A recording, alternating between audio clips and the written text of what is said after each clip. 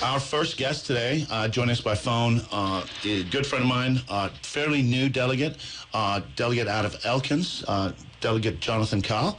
He is also of the prestigious Society of Delta House, so he has the privilege of living with height and myself. Welcome, Jonathan. Can you hear us? Good morning. Yeah, welcome. Thank you. Thanks for having me. Jonathan, give our audience a little background of what you do, how you got into the legislature, why you decided to run. Sure. So I'm actually from Mill Creek, which is just a few miles south of Elkins. Elkins is the big town in Randolph County that everybody recognizes. I represent the 66th district, which is southern Randolph County and Pocahontas County, most of Pocahontas County. So big tourist district, and mostly a rural area. We don't have much of any large city in this district, so it's a rural area. I'm a small business owner from this area, have multiple businesses. I was in the insurance industry for about 20 years and the real estate industry, and felt like I could add some value to the legislature. The opportunity came up. Our current delegate at the time wasn't going to rerun for office, so I decided to dip my toes in the pool and have thoroughly enjoyed it so far. Learning from the master, Mike Hornby, you know. And living with them, no less. That must be fun. That's not a topic for radio. Okay. Jonathan, let's get into, you have a vast insurance background. You and I have had many conversations about BRIM and the issues that we have in West Virginia with the BRIM insurance.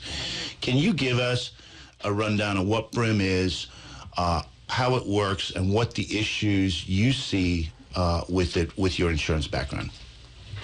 Sure. So BRIM, was designed to provide insurance coverage for buildings, vehicles, property owned by the state and public entities that could not, for one reason or another, get coverage in the private market, or that we could offer a better opportunity that was more economical and a broader coverage for them than what the private market offers.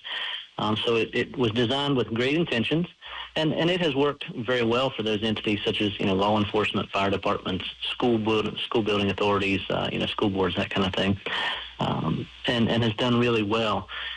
But it certainly has its issues being ran as a state entity, not completely ran as like a for-profit insurance agency, and several of those issues have come because of that. They didn't have a great pricing model, so it didn't matter if you were a Board of Education in Martinsburg or a Board of Education in southern West Virginia, how close your buildings were to fire departments, how old they were. The rates were very similar, if not the same, which, the risk in the insurance world is not equal. And then they got into, well, we should broaden this. We should let any nonprofit get involved that's in the area. And so they got into insuring things that they weren't able to underwrite. They weren't capable of underwriting or prepared to underwrite, and putting pricing on that was not adequate. And so then they got into some, several financial problems associated with that, and several other issues that we're trying to work through, and that the legislature will continue to work through. But it's a very important agency for our state, and we certainly need to protect it and make sure it perpetuates on through for our. And these entities that they added, these entities generally couldn't get the coverage through the private market. Am I assuming that correctly, Jonathan? Yeah. So the private market would be very expensive if you think about fire departments and police forces and social service agencies and child placement agencies, and very, very hard to place risks in the private market.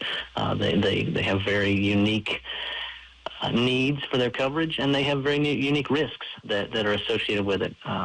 Some of those come with legislative backed immunity for certain acts, and not immunity, but protections for certain acts.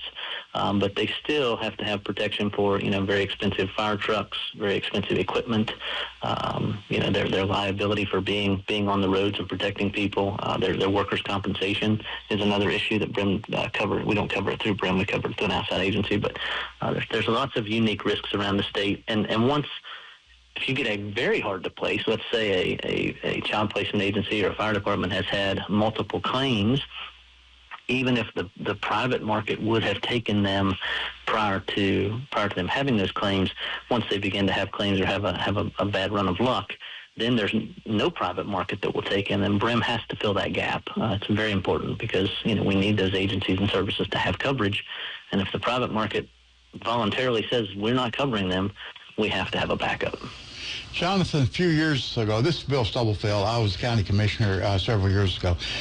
There was an exodus from BRIM. I know Berkeley County left BRIM to go with a group in Virginia that specialized in state and municipal government, and with the county commission, a lot of the other groups, such as the Water and Sewer Board, went along with them. Was that exodus seen throughout much of the state, or was it kind of unique to just certain counties? There have been several entities throughout time that are state agencies that have gone to another private market or even a risk pool. Several of our state water and sewer utilities and things actually created a West Virginia risk pool that they operate themselves, through collective money.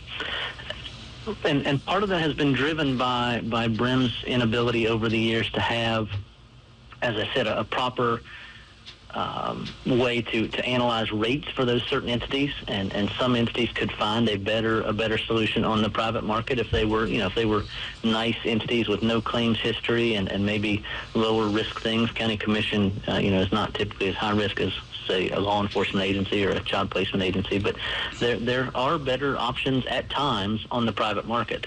The caveat to that is, if anything ever happens and they end up with a large claim or something and the private market says, no, we're finished, we're going to cancel you, and no other private market carrier chooses to pick them up at a reasonable rate, then BRIM has to step in and make sure that they have adequate coverage.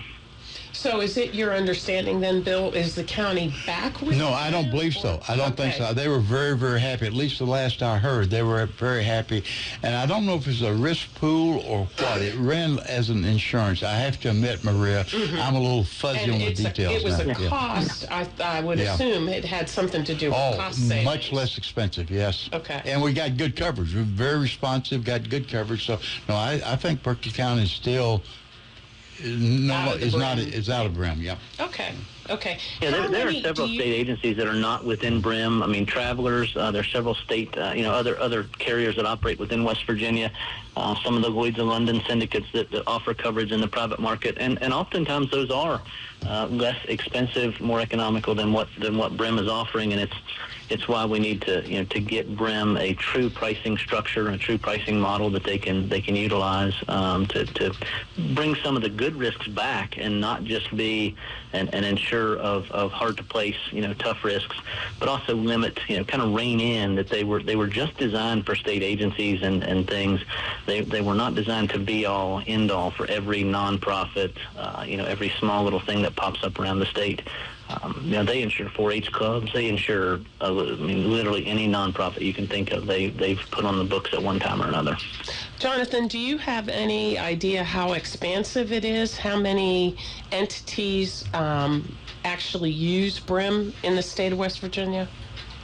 I'm sorry, I don't have any specific numbers on me today to give you that answer. I should have been better prepared for that for you, but I don't have. I have certainly an idea of what kind of entities, but I don't have a solid number on what they have today. Got it.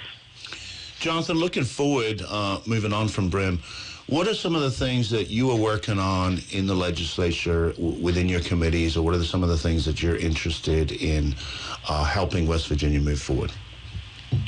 Well, when I came into the legislature, I said I was not going to come in with any pet projects or anything that I was going to get my expectations and really disappointed that I didn't get accomplished in my first year, because I know it was a very steep learning curve to learn the process and learn how things work. But this year, I kind of became the water and sewer utility guy by accident and by a situation that was going on at Elkins.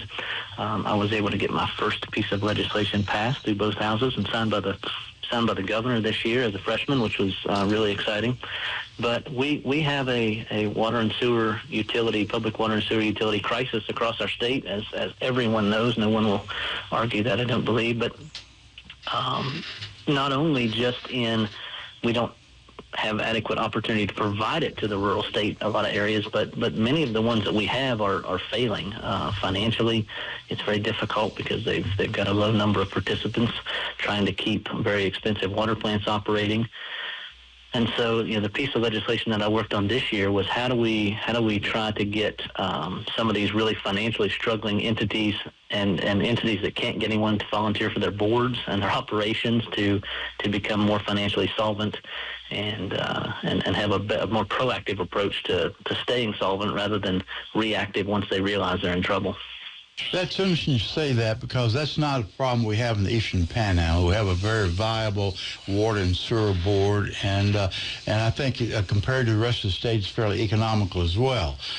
Even though some of the ratepayers would disagree with that, but it's compared to especially the city of Martinsburg coming up. I cannot speak to say. Yeah. But American Water, if you look at American Water compared to what Berkeley County residents pay, what's going to be the solution if you have these failing water and sewer districts? State going to bail them out? What's going to be the solution, Jonathan?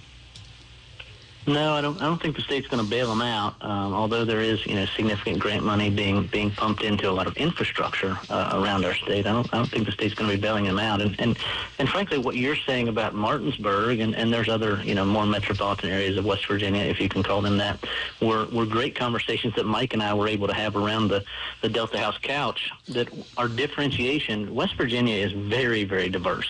Maybe more diverse than many other states. And we have very small rural areas that 50 or 60 people live in, all the way up to areas like you guys have that you're getting a huge influx of new population. We're in the southern West Virginia and many rural areas, we're going the other direction. The water entity that I particularly got involved with that drove this legislation was a little town called Whitmer, and they had about 90 customers, and were trying to operate their own plant. And when you did the math on how much each person's water bill needed to be, because it was only being divided among 90 people or so, it was going to be close to $200 per month per customer just for water. They didn't even have septic service. And so it just became, we've allowed many of these small rural areas to build water plants with tax money or with grant money and those things over the years. And certainly we want them to have access to good, clean drinking water. But when you look at the long-term math of a water plant divided by 90 people, it just doesn't work out. So we've got to be conscious about, what we use these funds for, and making sure that in the front end that we've vetted the whole financial solvency of it, not just on the back end realizing, oh man, we don't have enough money. Jonathan, can I shift gears? The data center and micro generator, I think, is so close to your district. Was that actually in the 66th? Is this the new one you're speaking about over in Tucker County? Yes, Yeah, so that is neighboring my district. It's in the same Senate district as my fellow senators, but it's about 50 miles from me where they're considering having that. But certainly impactful because Randolph County, one of the counties that I do represent, has been assisting Tucker County with some of their EMS needs and other needs throughout the last few years because of that large, the two large state parks and the ski resorts that are there, and they don't have adequate funding to keep their EMS and things going. So Randolph County has been, a good sister county to try to assist with that, and that data center could provide some really substantial funding for Tucker County to move forward if it all plays out. There was some pushback from the local residents. What was the reason for the pushback, and has that been resolved? Certainly not resolved. The local citizens have a lot of questions, as well they should. When you've got an investment like that coming into your district, in a very rural district, in a district that relies heavily on tourism, they certainly should be asking all the right questions on how that'll impact those things. So there'll be more questions. There have been several town halls. I think they had some, maybe an EPA meeting last week, or a public town hall with the EPA to have some questions answered. But, from what I know, I'm kind of going to go out on a limb here and say I'm very supportive of that data center and power structure that's going to go there from my perspective so far. I'm sure that it will have some negative impact on, maybe some light pollution or some noise or things, but the area that they're looking at is an area that was an old strip mine. It's an area that's probably not ever going to be used for anything else except maybe some outdoor recreational trails. It's right beside the landfill. So, it's another area that not a lot of people are going to be looking to build a hotel or something on to. Is it next to a power plant, Jonathan? So the power plant is about 10, 12 miles away, right across the county line into Grant County. But it's, I shouldn't say it's a very similar facility, but I would think from a size perspective and an impact perspective, it would be very similar to what that is. And it's out of town. It's back in an area that I think once it's there and was there for a little bit, nobody's even going to notice it as they drive by. That's not a. It's not like we're going into the middle of the national forest and mowing down a bunch of trees to build a 500-acre data center. This is an old strip job out on the top of a flat mountain. So are the concerns primarily, Jonathan, environmental, or just that people don't know in general what they don't know?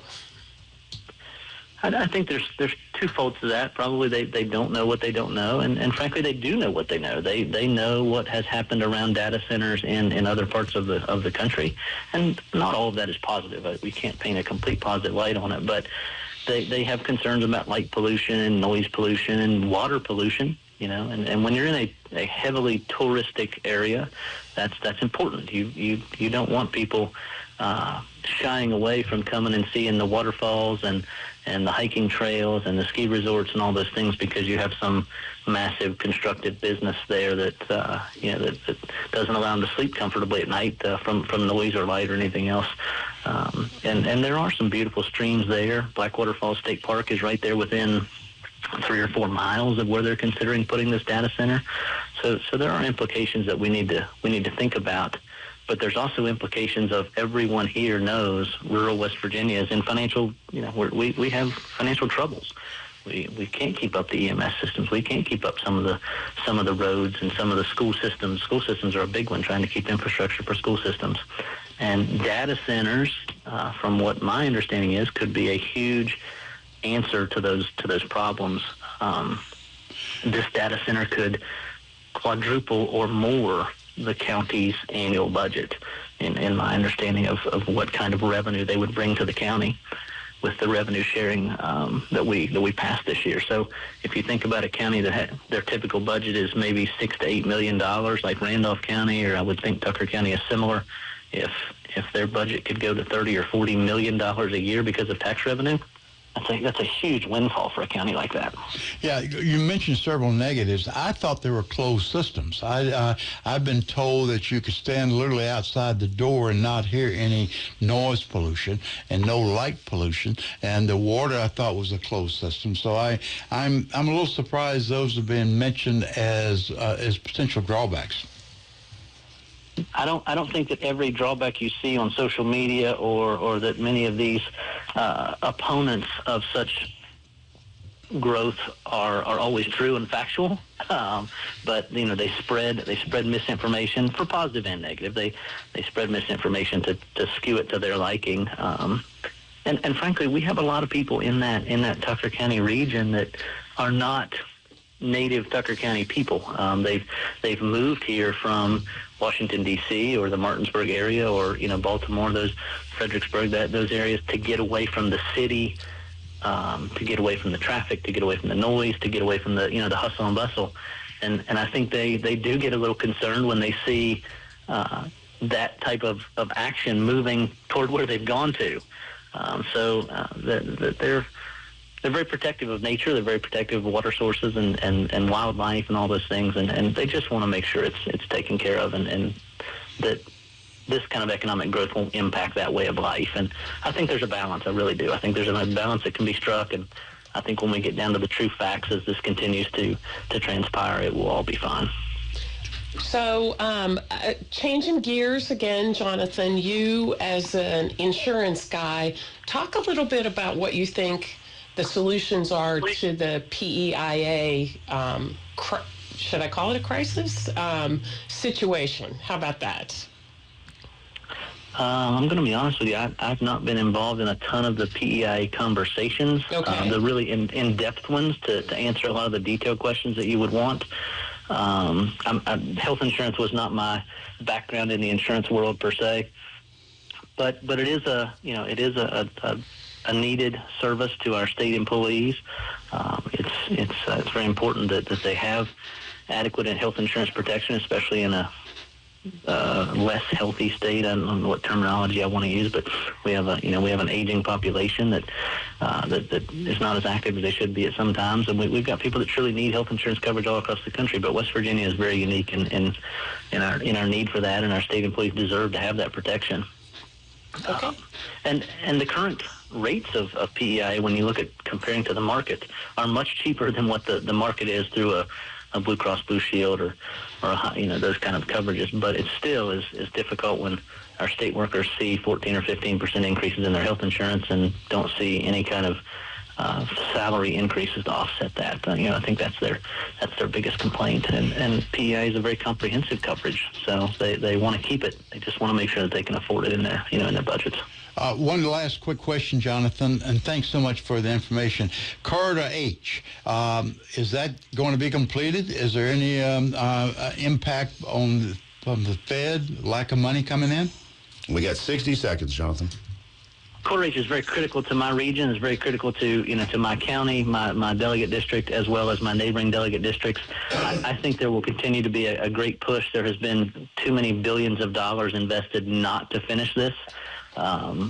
Senator Morris is from my district, is the head of that council for the state, so he's very involved in trying to make sure that it continues to grow. But it is going to happen. I truly believe that, and I'm hopeful that it will, and it will bring more economic boom to our region, and it's very important for us. And it's the prettiest drive in all of West Virginia, guaranteed. Anybody want to take a drive one day, just drive Corridor H. You'll love it. You're listening to TV 10 and WNR. Jonathan, thank you so much for your time.